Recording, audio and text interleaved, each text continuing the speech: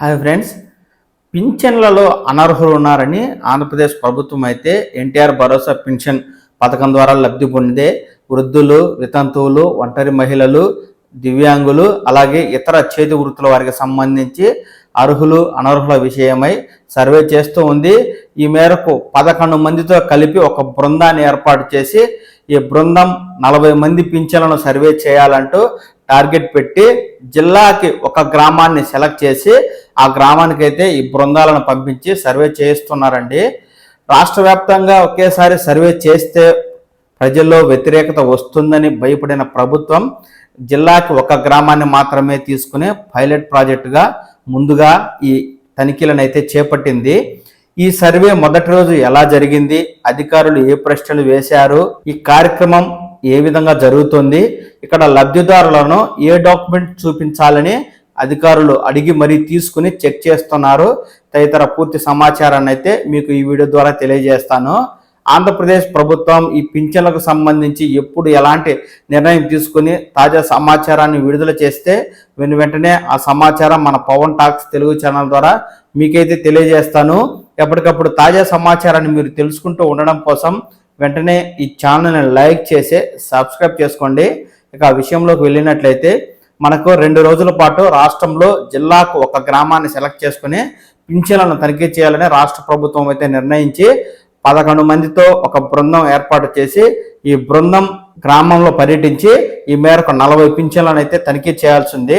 మొదటి రోజు 20 పింఛన్లు తనిఖీ చేస్తే రెండో రోజు మరో 20 పింఛన్లను తనిఖీ చేసి మొత్తంగా 40 పింఛన్ల సంబంధించిన సమాచారాన్ని డిఆర్డిఏ అలాగే ఎంపీడీఓ అధికారులకైతే పూర్తి సమాచారాన్ని సబ్మిట్ చేయాలి. దీనికి సంబంధించి అధికారుల బృందం గ్రామాల్లోకి వచ్చినప్పుడు ఇక్కడ గ్రామ ప్రజలు కూడా పూర్తిగా సహకరిస్తూ ఉన్నారండి. ఇక్కడ అధికారులు కూడా లబ్ధిదారులను కొన్ని డాక్యుమెంట్ అయితే చూపించమని అడుగుతున్నారు. కేటగిరీ వారీగా సర్వే ఎలా చేస్తున్నారు, ఏ డాక్యుమెంట్ చూపించాలి అని అడుగుతున్నారు. ఆ వివరాలను అయితే నేను ఇప్పుడు కేటగిరీ వారీగా తెలియజేస్తాను. ముందుగా ఏంటంటే అందరినీ అడిగేది ఏంటంటే ఆధార్ కార్డు, రేషన్ కార్డు అనేవి అందరినీ అడుగుతున్నారు. ఇవి అందరికీ ఉంటాయి, ఇవి ఉంటేనే పింఛన్ వస్తుంది. సహజంగా వెళ్ళిన వెంటనే మీ రేషన్ కార్డు చూపించండి, ఆధార్ కార్డు చూపించండి అని అడుగుతున్నారు. ఆ తర్వాత పింఛన్ ఐడి తీసుకుని ఇక్కడ ఆన్లైన్లో వారి యొక్క పింఛన్ అయితే చెక్ చేస్తూ వారు ఏ కేటగిరీకి చెందినవారో తెలుసుకుంటున్నారు. అంటే ఇక్కడ వృద్ధాప్య పెన్షన్ తీసుకుంటూ ఉంటే వృద్ధాప్య పెన్షన్లో కూడా రకరకాల కేటగిరీలు ఉంటాయి కాబట్టి ఏ కేటగిరీ వారికి సంబంధించిన వారో అడిగి తెలుసుకోవడమే కాకుండా ఆన్లైన్లో కూడా చెక్ చేస్తున్నారు. ఈ విధంగా ఆధార్ నెంబర్ ఎంటర్ చేయగానే ఇక్కడ లబ్ధిదారుల వివరాలన్నీ ఆన్లైన్లో డిస్ప్లే అవుతాయండి. తర్వాత ఏమడుగుతున్నారంటే మీ కుటుంబ ఆదాయం ఎంత ఉంది, మీకేమైనా కారు ఉందా, ఇన్కమ్ ట్యాక్స్ కడుతున్నారా, మీకేమైనా భూములు ఉన్నాయా, మీరు నెలకు ఎంత కరెంటు వాడుతున్నారు, ఇట్లాంటి వివరాలను అయితే అడుగుతున్నారండి. ఇవి సహజంగా అందరు లబ్ధిదారులను అడుగుతున్నప్పటికీ లబ్ధిదారులు లేదు లేదు అని సమాధానం చెప్తున్నారు.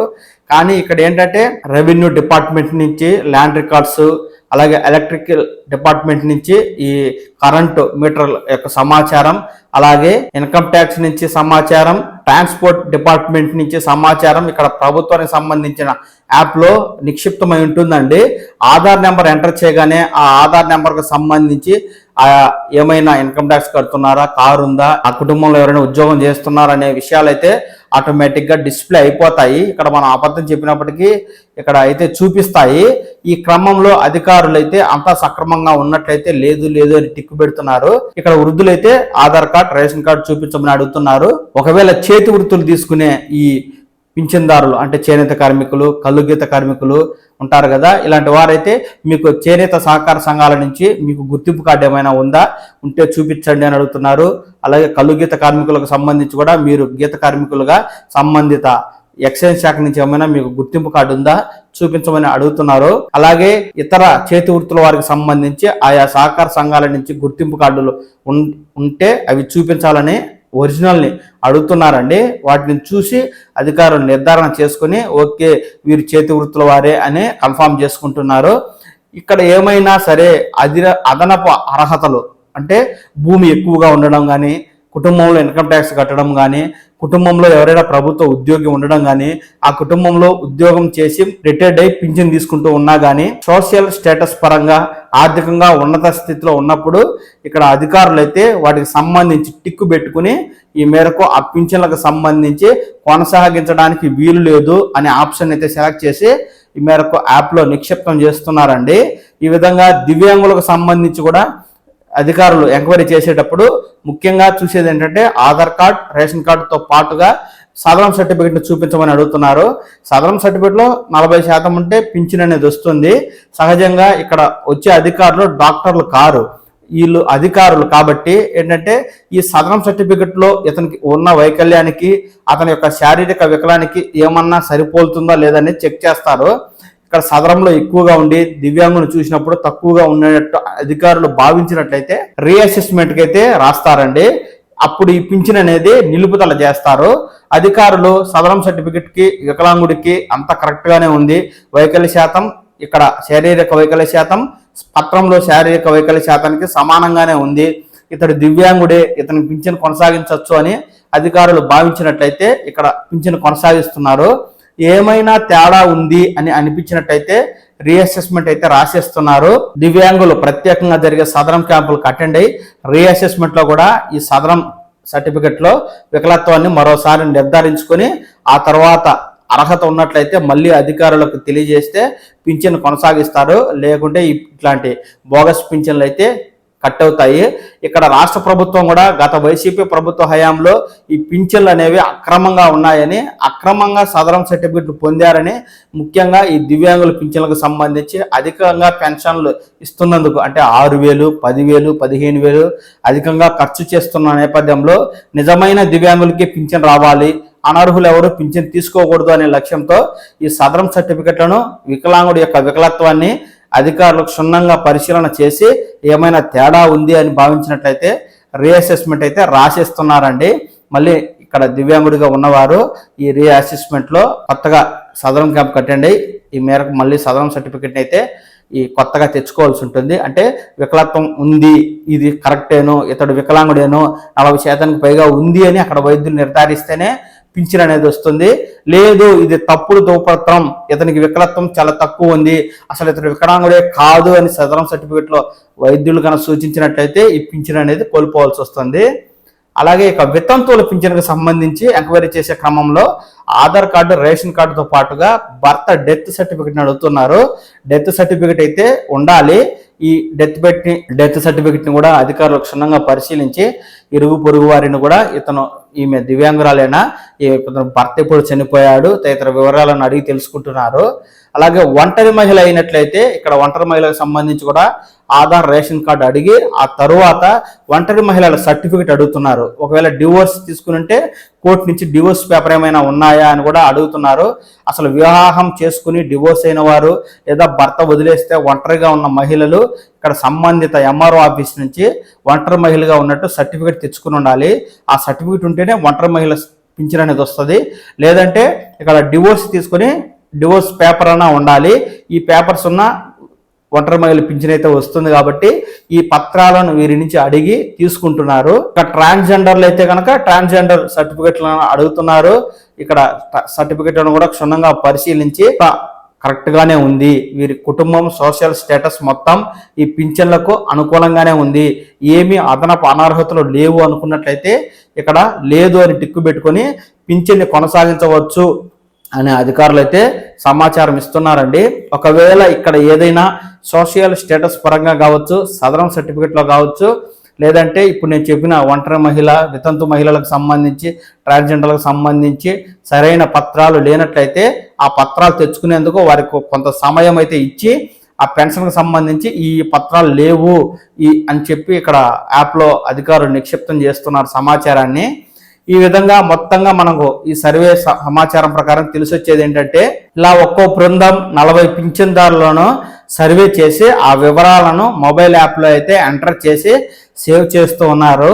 ఈ యొక్క సర్వే కార్యక్రమాన్ని ఆయా జిల్లాల డిఆర్డిఏ, పీడీలు అలాగే ఎంపీడీఓ అధికారులు అయితే ఫాలో చేస్తూ ఉండగా ఈ సర్వేలో ఎవరైనా సరే అనర్హులు అని ఇక్కడ అధికారులు గమనించిన నేపథ్యంలో ఆ పింఛన్ అయితే నిలిపివేస్తారండి. జనవరి నెలలో వారికి పింఛన్ రాదు. ఇందుకు గల కారణాలను కూడా వారికి తెలియజేస్తూ ఈ మేరకు లబ్ధిదారులకు మీకు ఈ కారణం చేత ఈ పింఛన్ నిలుపుదల చేస్తున్నాము అంటూ నోటీస్ అయితే ఇస్తారు. ఈ నోటీస్ అందుకున్న లబ్ధిదారుడు 40 నుంచి 45 రోజుల్లో ఈ యొక్క అనర్హతలకు సంబంధించి అధికారులకు వివరణ అయితే ఇచ్చుకోవాలి.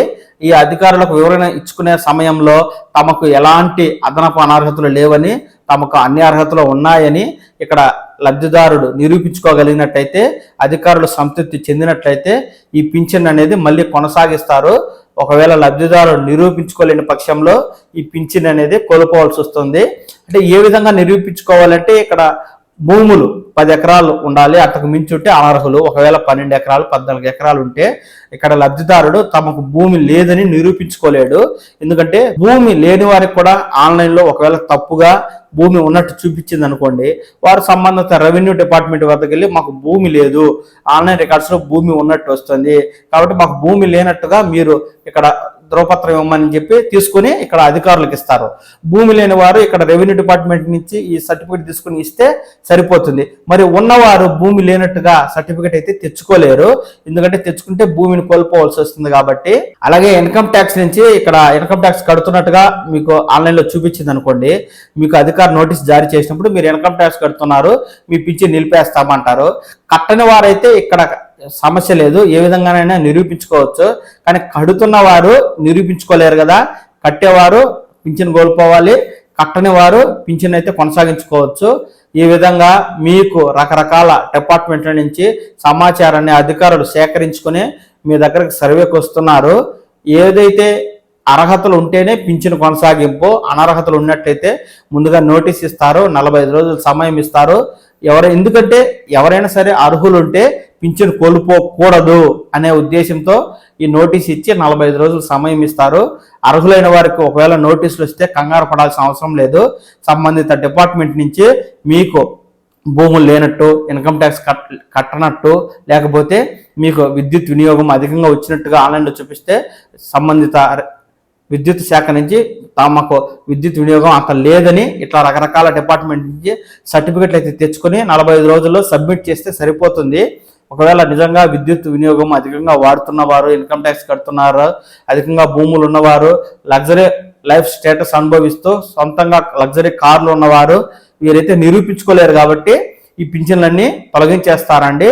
ఎవరైతే అర్హులు ఉన్నారో వారికి మాత్రం పింఛన్లు అయితే ఎటువంటి పరిస్థితుల్లో రద్దవవు. ఈ విషయాన్ని లబ్ధిదారులు అయితే దృష్టిలో ఉంచుకోండి.